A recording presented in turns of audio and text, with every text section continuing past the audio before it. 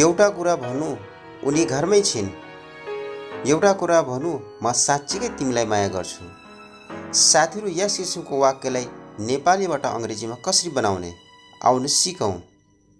यस किसिमको वाक्यलाई नेपालीबाट अङ्ग्रेजीमा बनाउनलाई अगाडि do I say one thing लेखेर प्लस त्यसमा आफूले भन्नुपर्ने वाक्य जोड्ने। आउनुहोस् केही उदाहरणहरू हेरौँ र थप बुझौँ। एउटा कुरा भनौँ उनी घरमै छिन्। Do I say one thing she is at home. एउटा कुरा भनौँ म साँच्चीकै तिमीलाई माया गर्छु। Do I say one thing I really love you. एउटा कुरा भनौँ तपाईँ साँच्चीकै एउटा राम्रो व्यक्ति हुनुहुन्छ। Do I say one thing you are really a good person. एउटा कुरा भनौँ मलाई त्यो केटी साँच्चीकै मन पर्यो। Do I say one thing I really liked that girl.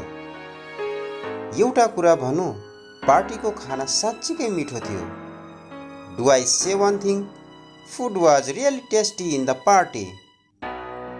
एउटा कुरा भनौँ तँलाई खाना पकाउन आउँदैन।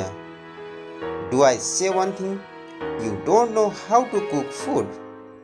यस किसिमको वाक्य बनाउन अब बुझिसक्नु भएको होला। Don't forget to like and subscribe this channel. Thank you so much.